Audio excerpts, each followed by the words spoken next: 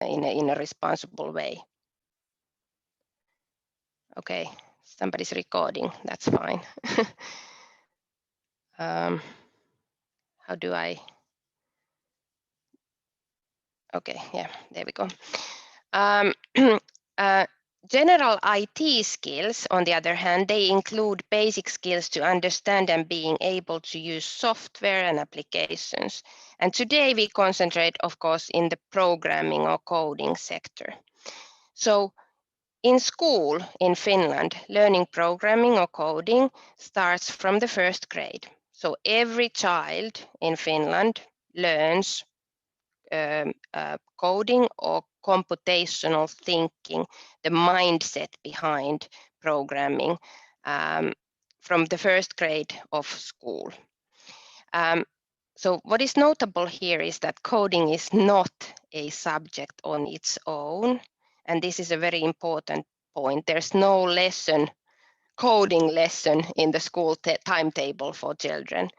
But coding is one of those transversal skills.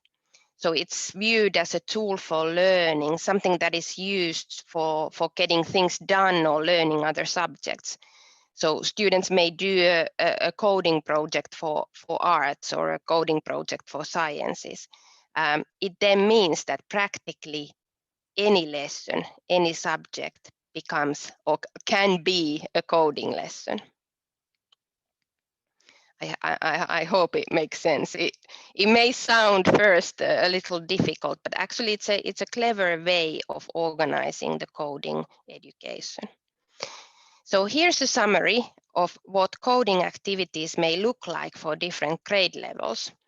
So for early grades, age 7, 8, the main goal is to practice computational thinking. This is the mindset behind programming in a very concrete way. So it often means what we call unplugged, non-device activities, giving and executing commands, playing robot games and such. And from the third grade onwards, students work in what we call graphical programming environments. They learn to put together program code in the form of visual blocks. And towards the end of the primary school, say grade 6, students know basic programming structures and know how to create a fully functional program, how to use automation and basics of robotics for project work.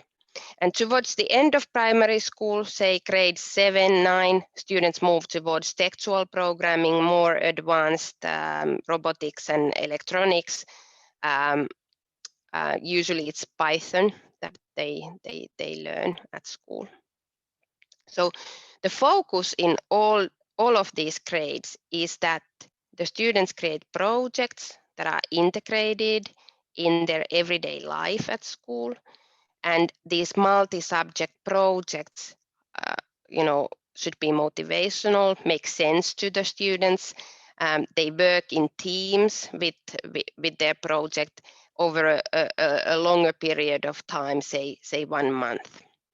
And I'm going to, just to make it concrete, show you an example of such project. And this is about a game development that 6th graders, so that's age 12, I think, 12 years old, how they would, what kind of programming project they would execute at school. So if we start from the left side, so the idea is that the students create some kind of learning game. So here we can see an initial version of a game developed by 6th graders. It's a game that asks multiplication questions like 5 times 7, it says here, and the user must answer here. So this is something that the students on 6th grade have coded.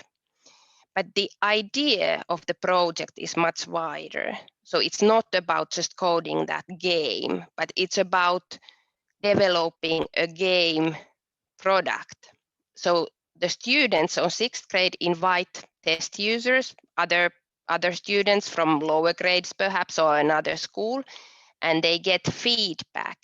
So what's good about their game, what should be developed further, and then based on that, they may improve how their game product looks. They do some further coding, maybe add some functionality and so on. And this way, structuring the game coding project this way, it means that students have much better chance, a wider opportunities to practice those 21st century skills, like working in teams and managing their own work, their project, getting used to what work life might be later, growing an entrepreneurial attitude and presenting their own work to other people and so on. And this is kind of the core of the Finnish national curriculum. So not everybody is meant to become a programmer, but everybody should experience how wide they can be, when you're doing programming. And the benefits of this approach, of course, is that it motivates a wider range of students, also those who may not be so interested in coding or think that it might be difficult. They have a chance of focusing, for example, in usability design or other aspects of the project. It creates opportunities for the students to develop, practice those 21st century skills. And it also makes life easier for the teacher for whom coding is a new topic. So as the teams work together, work on their project, they actually become self-directed, and the teacher can become a coach instead of a traditional teacher who needs to know everything about coding. So that's really my short take on how coding instruction is implemented in Finland and what the goals are. I hope you understood at least some of that. Thank you. Thank you very much, guys. Thank you very much. A lot of information, very useful, actually. Thank you very much. So basically, as an English teacher in Japan, I can see the differences we have, especially between my school in Japan, my schools in Japan, and when I'm working with GLiN, because we are trying to use the Finnish way. And as you said, the goal of the teacher is more like as a coach, actually. So we're not a teacher when we are teaching programming. And we are really here to help the students to find the answers by themselves in teams. So the work is not necessarily work, it's not study anymore, it's more like fun and practice. But at the end of the lesson, we can see that the students actually learned a lot and learned in a different way, like for the first time or so. So it's very interesting, I would say. Thank you very much. Maybe we can see with Tom, so to launch the next poll. So I will ask our audience, please, to participate and to let us know actually what questions you have. So please answer the poll and we will ask the questions to guys. So thank you very much, Tom. Can you share it, please?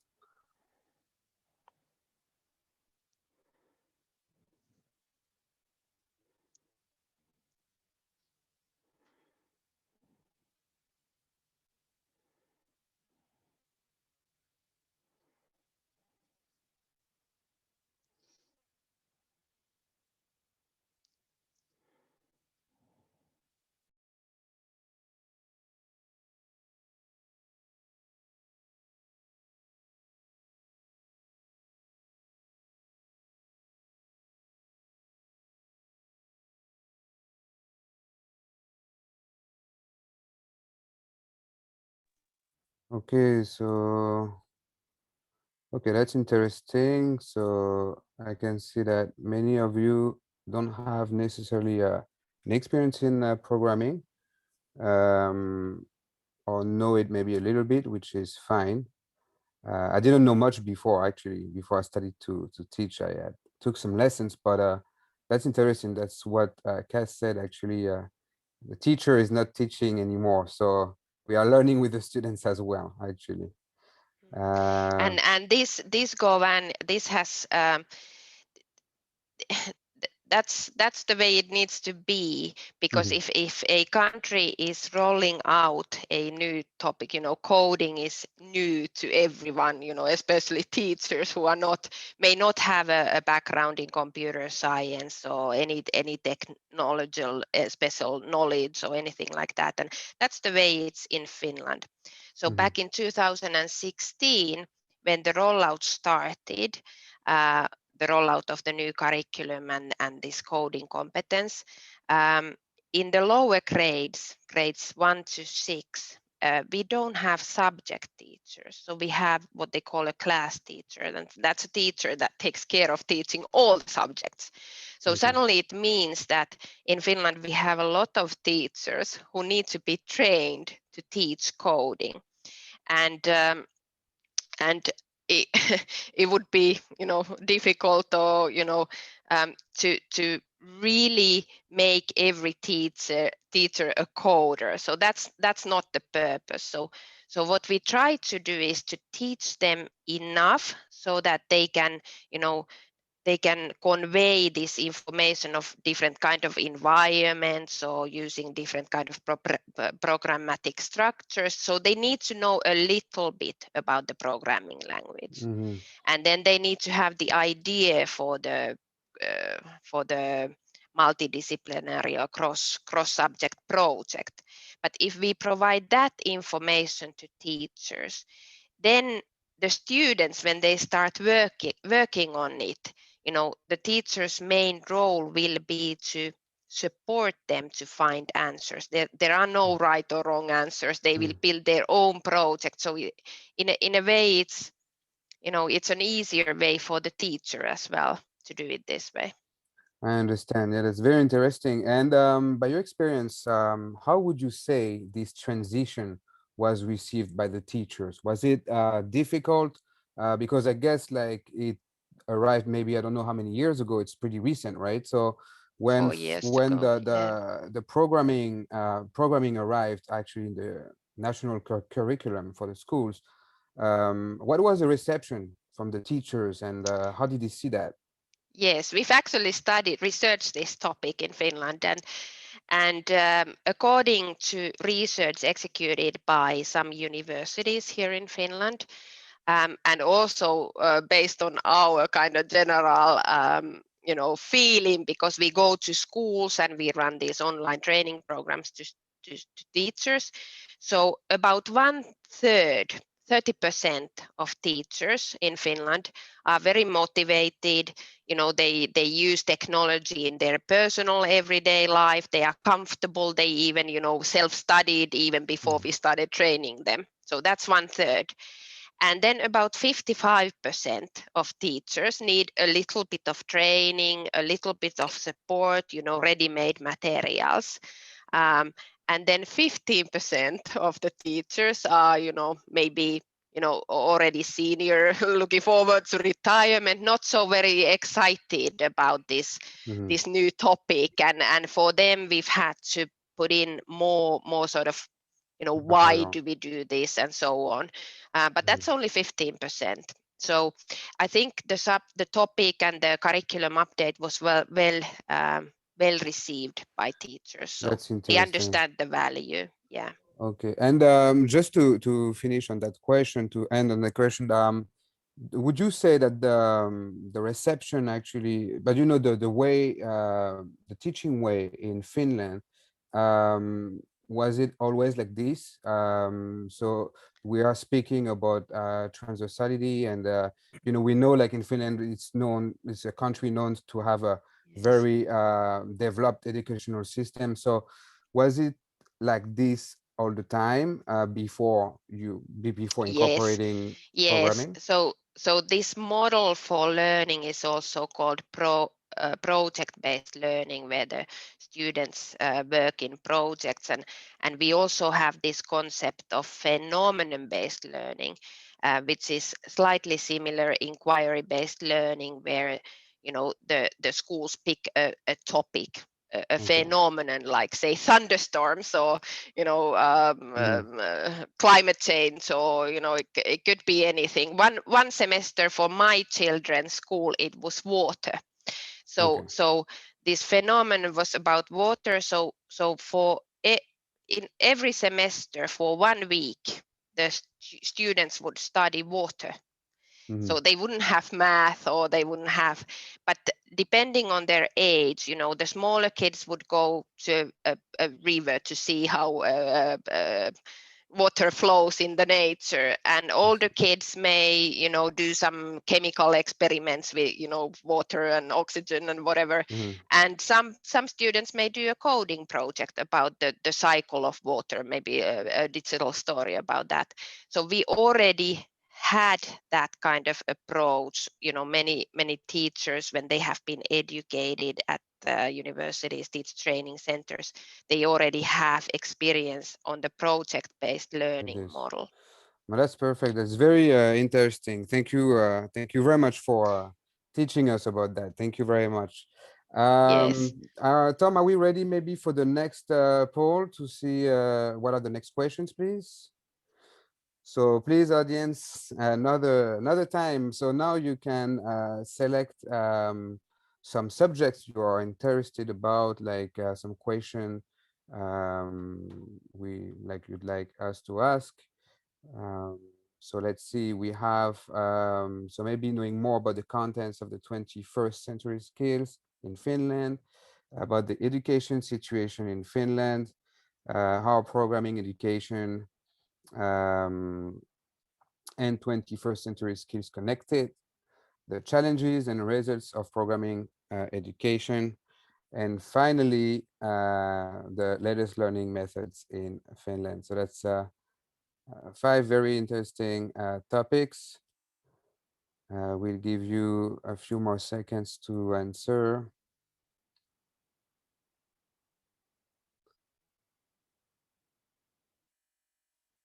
Okay, so all right, so we did a short introduction already about the education situation in Finland, but it's very interesting. So yes, so basically I think yes, so guys, could you tell us more about the education situation in Finland? So we've been talking about that for the last few minutes, but maybe you can tell us how and why Finland is so known actually around the world for its education. What is so different actually in Finland?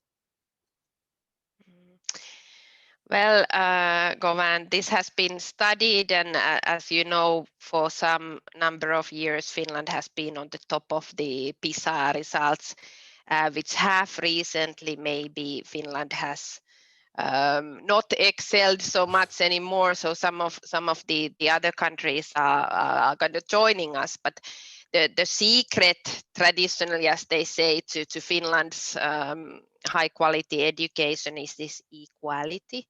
So 99% of our kids go to public school. Every public school is as good as the other one. There are no elite schools.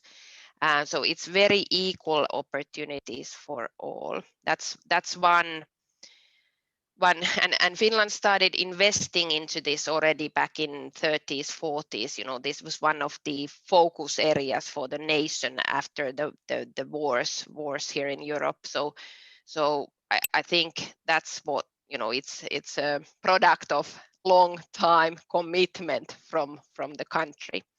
The second major factor is the high level of education of our teachers. So all the teachers are trained at university level. They study to become masters of education. They are also given a lot of autonomy, which means that the way, for example, this coding or any topic is in the curriculum, the teacher has the freedom of existing tools and methods. So it's not forced, but it's encouraged, and the teachers are given tools and training that they can use. But they have a lot of independence. Regarding that 15% of teachers who are not so interested, that's of course bad news from our perspective, because they cannot be forced. But that's kind of the the idea that teachers are highly qualified, very motivated, taken care of, and they have a high level of education.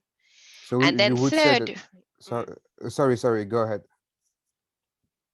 Well, maybe the third factor, and maybe Megumi has more, but I want to mention the structure of the students' daily activities. So no matter what the weather, the kids go out every 2 hours or so. They go out many times during the day. They are also given free lunch at school, so it doesn't cost, and it's proper food. It's not sandwiches. And the school day is typically very short if you compare. So first graders here, they have like 19 hours per week. That's less than 4 hours a day. And by sixth grade, that's about on average 4 or 5 hours a day. So the school day is short, and the kids are given a lot of freedom to play. So that's very important for the brain and the mindset. Yeah, I agree. Yes, let me join a little bit. Oh yes, go ahead. Megumi, yes, I perfect. have here in Finland. I met one Japanese family living in here, and they have is it 9-year-old girl. They have 9-year-old girl. So she has been studying in Japan, and then she moved to Finland. And then I was talking with her, and I asked how is the school in Finland, and she said it's so fun. It's so nice. I'm enjoying so much. And then I asked why, and she said that because in Finland we don't need to sit all day in the classroom. So I think that it's something that Kaisu also mentioned about the children are giving a lot of freedom. So like a lot of playful time. So they can go out and then play with friends, and not only studying at school, but more other things that they can do at school. And I was thinking that, okay, in Japan, as far as I remember, I was sitting in the classroom all day. So yes, that's I think, difference. Yeah, and One that's of the big difference. Yeah. That's interesting, because I can see it when I'm teaching actually in the junior high schools in Japan. It's like for some students it's difficult, like especially after lunchtime, like not everybody, but many students are sleeping, and I know it's not easy because they are studying a lot, and they're not sleeping because they want to. I think they are really tired. There is a lot to do. And in my own experience, I can see, I've been to school in France when I was younger, and then I went to university in Canada. So I can see the differences. And I remember because Kais, you talked about the hours actually, and I remember when I was a child, actually, it was pretty long. It was like from 8:30 in the morning to 4:30, 5, sometimes even more than in Japan. In Japan, at least we have the club activities, so it's good for the students, to stop like learning real subjects for just a moment, and just to do something else, more physical or more art. But I remember in France, it was like that. I don't know if it changed, but I know it was difficult as well. So, but we can see, as you said, Kais, that actually education is very important actually for Finland, for the country, and I see it actually in Japan as well. That's something kind of similar. The education is very important. I can see in France and Canada it was a bit different. So yes, thank you very much for sharing your experiences about that. Maybe we can go to another questions about maybe more programming oriented. Kais and Megumi, what could you say about the challenges and results of programming education in Finland? What are the great results of that, and what is maybe challenging? It's a pretty new subject, so I guess we don't know everything yet, but what could you tell us about that? Well, because we've been rolling out the new curriculum since 2016, so that's 5 years ago now. So unfortunately, there's not enough results, research results to prove where, if that has a profound effect on students' selection of further studies or their, job in the future, because the kids are still so young, they haven't gone. But what there is research about the teachers' perceptions and how the teachers' digital skills have increased during these 5 years. So those results are promising. So actually, the same research studied both the students and the teachers, and at the time, the students' capabilities for digital literacy and coding had not increased so much yet, because it's only been a few years and it's like a nationwide research. But in fact, the teachers' attitudes and capabilities had changed to be more for the coding education, to be better prepared to offer such teaching. So I think that has been a promising early result. Also, we here at Code School Finland, we have executed some research in relation to our teaching of kids. So in addition to training teachers, we also run coding clubs and after school clubs and camps here in Finland. So our research results prove actually that students are better motivated after participating on a Code School Finland course, especially the effect of our motivational approach can be seen with students who have no prior experience or only little experience of coding. So that kind of research is available in English. If somebody is interested, we can share that. And what else? We've also studied the teacher attitudes here at Code School Finland. So, what we've noticed is that after participating this project-based learning pedagogical approach training, the teacher's self-confidence in training, in teaching coding has increased. So by using this project-based learning model, it's possible to really empower teachers to teach this new topic. Also, this research is available in English languages if somebody wants to have a read. Yeah. Very interesting, actually. So you said, yeah, it's pretty early to see what it will be actually, but the most interesting thing I think is like just to have maybe teachers more engaged and actually who are also and the I guess the most important one is to have students engaged and they want to learn actually. Perfect. And you talked about, and that brings us to the third topic about the learning methods in Finland. So the project-based. Could you tell us more maybe about these two different types of projects? I know you talked about, for example, the rain before. I guess it was one of them.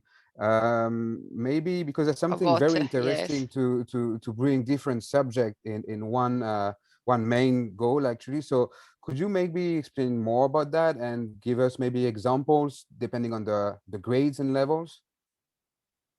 Mm-hmm. Okay, so as a, I have 3 children who go to school here in Finland on grade 7, and then 2 of my younger daughters go to grade 4, well, grade 5 next year. So I'm trying to remember what their topics. Space has been an important phenomenon topic for the past couple of years or so. They've studied space. There was a topic of recycling. So I think the main thing is that the school, on school level, they are given the freedom of selecting a topic that the students will study that semester.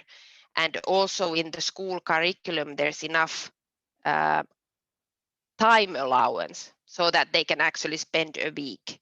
So some schools, they take a week and they study space in different kind of, ways, as explained, depending on the student's age. It could be something different. Some go and visit the space center, or some, draw a picture of planets, or, depending on their age level. And some schools take a week just like that, and some schools, do a day for 5 weeks, so they can actually distribute it in their school syllabus as they best see fit. So that's how I, as a mother, see schools using this phenomenon-based learning at schools in practice.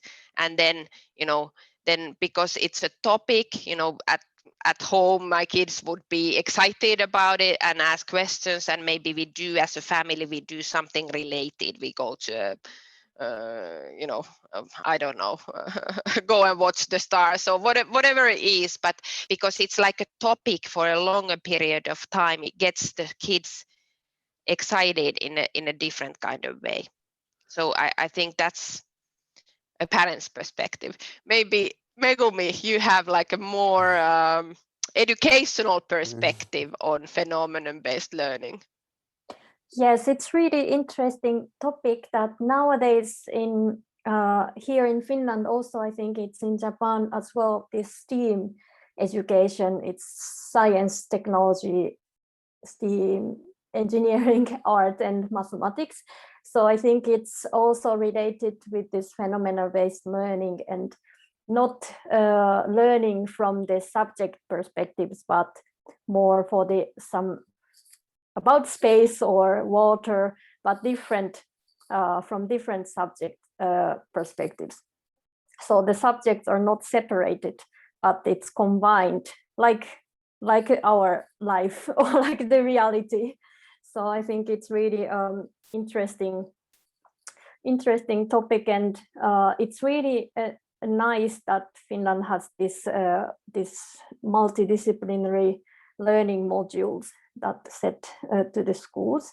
I think in Japan as well, in the curriculum, this 総合的な学習の時間 is similar concept, but it's separated. It's every week. I think it's nowadays in the curriculum, and somehow this kind of projects are. It might be easier to have it like intensive project, so that they can, for example, learn in 1 week, this whole week, but not like every week, one hour, for example. Like it might be difficult in that way, but of course there are a lot of, I have seen a lot of good example from Japan as well. So this is something that if teachers plan a designed activity well, it can be happen also in Japan as well. Very And interesting. also before the school system in Japan is ready for this implementation, I think we should push this education forward as after school and extracurricular activities like camps and workshops during the weekend. So we can use the same content and same way of learning. It just happens outside school. So that's something Indeed. that we want to do. No, that's great. That's a great, yes. And we have I think we have the time here. I don't know much actually about the technicalities, but as you pointed out, yes, we could do as a club activity. But I have just one last question regarding that. Technically speaking, so when you say, for example, you have one project about water or the stars or space, and basically the students are working on that for a week, right? A full week, let's say.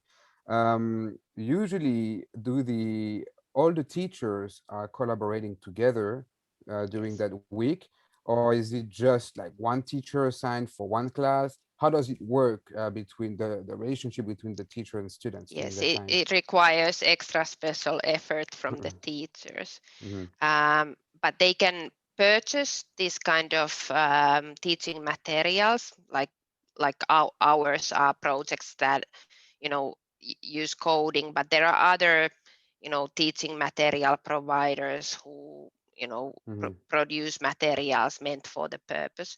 And also the schools and districts, they also share with one another, Yes. and the Ministry of Education is putting in efforts to develop open source materials for the schools. So they are receiving a lot of support to do that. Oh, that's great. So they have a support from other schools and Yes. the state as well. So no, that's great. That's great. Thank you very much for explaining that. And yes, I think indeed in Japan we could do that. Actually, we have the resources to do that. So implementing these kind of projects, so project-based learning would be amazing. Actually, thank you. And actually, I see we have two more topics, but maybe we can combine them together. Earlier, Cass, you talked about the contents actually of the 21st century skills. So I know you presented kind of a picture of what it is, but could you maybe explain it more, maybe more specifically, what are they, these skills actually, and how they interact and they are connected with programming actually? So the 21st century skills, if you may. So yes, so if you look at research or the literature, how the 21st century skills are defined, there are various definitions. I think the most sort of prominent definition is the so-called 4 C's, which stand for creativity, critical thinking, collaboration, that means teamwork, and communication, which means the way we present or communicate, interact with other people. So those 4 C's are one definition of 21st century skills. But also, like I presented, in the Finnish national curriculum, there's one definition of the 21st century skills. That's the transversal skills. So let me reshare it here. Can you see it? Yes, it's loading. Yes, perfect. Thank you very much. Yes. So the Finnish definition of the future skills or transversal skills or 21st century skills are really these seven topics. And because the society has changed, the education must change as well, and the idea behind defining these kind of skills, from what I understand anyway, has been that it's no longer important to remember things or store the information here. It's more important to find the information, to be able to judge the validity of information, to be able to work with different kind of digital system to be able to understand how technology works, and the more our students understand about that, the better they will be able to control it. So that's the kind of the idea behind these future or 21st century skills. So I think it's too much to go through all of them, but let's pick one. For example, competence for the world of work. That means working life. So the idea behind that is that the school system must prepare our students for the working life. So coding education especially, it can be difficult for a 6th grader or even a 9th grader preparing to end his mandatory school life, the first 9 grades. It can be difficult to understand, if he's not interested in coding, how is this related to me and why should I learn this? Because often traditionally the way coding was taught is that it's being mystified, it's being viewed as difficult, it's for boys only, it's only for the nerds, and so on. So with this curriculum, we try to change that, and we try to teach coding in a way that allows girls and those less interested to see how they would actually use it at work. And remember my earlier example about the game development program. So if you suggested, game development to somebody who's interested in horses and, friends and whatever, 6th grader, she may not be interested. But when she gets to partake in a project where they actually do much more than the actual, the coding bit, there's graphic design, there's maybe sound effects, maybe there's this test where they test the game with the younger students to get feedback and to understand that actually I'm empowered to affect how our end result will look like. I will put my soul, it's my work and I'm proud of it. So we are kind of trying to change the attitude and to open their eyes how coding might be useful, even if they are not thinking about it at this point of time. It could be interesting, it's not difficult, it could be for them, so they would eventually select to study coding, after basic education. Does that answer your question at all? No, that's sorry, thank you very I get much. so excited I forget to answer the question. No, that's great actually, and you gave us a great example of how programming is related. And basically, I guess the skills of the 21st century is not only the subject itself, it's like more than that. It's like preparing the students for the future. I guess it's being idea rich mind, it's about exactly. It's about creativity and so on, and it's difficult to teach, but coding is a one good way to teach that. Yeah, because coding as well is very like engaging as well. Even someone who is not very interesting about programming, you see, it's very you have a lot of interactions. You can see what you're doing. You have different ways of doing it actually. So it's, you see, I've been doing some front end development before, and now I'm teaching Scratch, which is a little bit different, but it's very fun as well. So we have many different activities, and that's great to teach that. Thank you very much for your answer. I think maybe Tom, we have 2 other questions from some person in the audience. Yeah. So the participants ask you guys. So can you could you answer here? So Yes. First question is they would like to know the Finland school counselor system and how they collaborate with the school.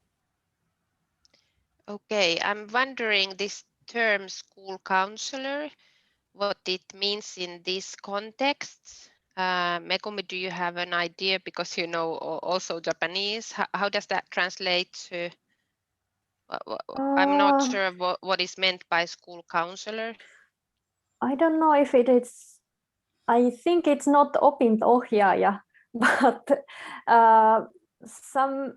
it's more in Japan. There are Assistant kind of teachers. A person who take care of kids, the mental teachers. well-being. Yes, that's the one. Do we have it in Finland? I don't know. We do. Yes, we do. But to be honest with you, I don't have professional experience about that. I only have parents' experience about that. So I know that if my girls would have, you know, problems with friends, or, you know, teamwork, or, you know, even getting up in the morning, they could go and see a person at the school about that. So we do have that kind of system in Finland. But Code School Finland, as a teaching material provider and teacher training provider, we don't have any interaction with those school counselors, at least not to my knowledge and so far. So it's kind of a separate function, but it does exist. And also this intervention, yeah, now I know. So there are various statewide programs like Kiva Koulu. Kiva means nice, or you know. So there's this early phase intervention policy towards any kind of discrimination or nitpicking, or, you know, if you know, some, you know, behavioral issues that might leave other students out, or, you know, even worse, you know. So there's a lot of programs, so the schools and the teachers get support if disputes between the students arise, and so on. So there are nationwide funding and resources available for schools for this.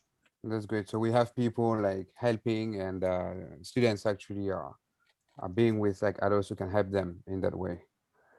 That's interesting. Thank you very much. Thank you very much. And the second question, yes, so just to precise a little bit, so you said that so Code School Finland is private company, right? Yes, that's correct. And some questions we had was like, will there be any differences between schools in Finland who can afford your services and schools who cannot? Or is it maybe just the national curriculum and you are participating with every schools in Finland? How does it work actually? Yes, so we have materials that the Ministry of Education has commissioned. So it means that they are published with open source license for all schools and all teachers. I suppose worldwide, but unfortunately it's, you know, it's in Finnish, so yeah, it may be difficult for Japanese to you know, but I don't know, maybe we should have it translated to Japan. So some materials are published open source for everybody, but typically this is less material on a higher level. It's you know, smaller projects, maybe some tips and tricks for the teachers and so on. So it may not be as usable as the material that schools or teachers purchase from Code School Finland. So with that material, like with GLiN services, you know, there are books for students and detailed teacher manuals and assessment tools. So those come with the license fee. In addition, for the teacher training, so every year we run nationwide training programs that are free for the school or the teacher to participate. Because the Ministry of Education or the National Agency for Education here in Finland covers the cost. But in addition, a lot of schools and municipalities have their own budgets, and they purchase custom training. You know, our Code School Finland instructor goes to the school or even holds the coding, you know, the project classes at schools for students. So with some municipalities, we do that kind of work. So we offer something for, you know, with open source license for many teachers, all the teachers, and then some purchase additional services. That's great. Very interesting. So you are a full that's support. that's how we would like to work with other ministries in other countries as well. So at the moment, we do not yet have any projects announced in Japan, but hopefully someday soon. And hopefully it's to start with GLiN actually. So the first, I guess the Yes. first one in Japan. So that's why we are very proud actually to be the That's first correct. here. Yes. So GLiN is our first partner in Japan, bringing this education to the Japanese market. Perfect. Yes. Thank you very much, guys, for it was very, very informative, actually. A lot of information tonight. Thank you very much. So, my pleasure. Thank you very much. So before we continue actually with the Q&A session with Megumi and Tom in Japanese, maybe I guess it's our turn, Kais and myself, to just close this session. So maybe Kais, would you like to start and just say a few words before leaving us? Yes, well, it's my pleasure, Govan, because I get so excited about this topic. So I, you know, like to talk about it. I'm so grateful for this opportunity and for such many listeners. I hope it's been useful. I don't mind you guys switching to Japanese, you know, but hope you enjoyed it. And I think there are some requests for contacts in the chat. So I will, you know, is it possible for you, Tom or Govan, to share my email address with the participants? Because there are some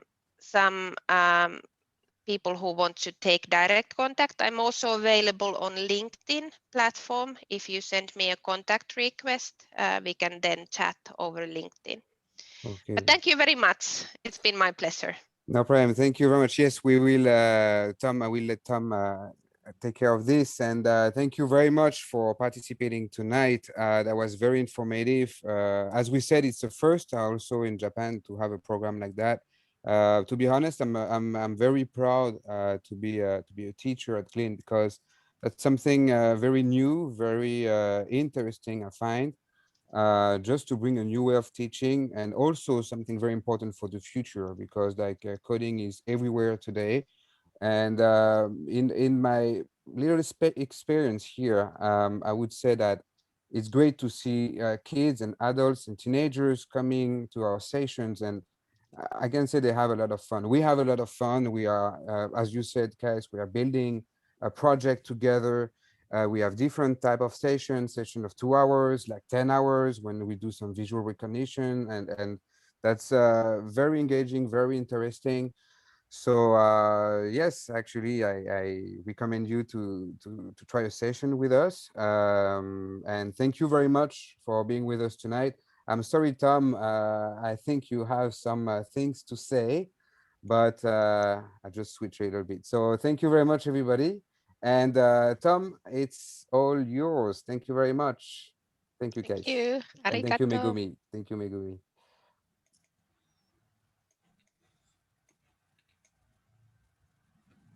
Okay. Tom? はい、OK。5番、Thank you very much。Thank you very much。参加者の皆様ありがとうございました。ちょっと日本語でまだこれからやるのと、あと先ほどすいません。ちょっとアンケートをチャットに送らせていただきましたので、ぜひお願いできればと思います。よろしくお願いいたします。あと、ここからすいません。日本語でやりますので、もう自由にチャットでもいいですし、逆にもう顔を出していただいて、質問していただいても構いませんので、レコーディング今止めますので、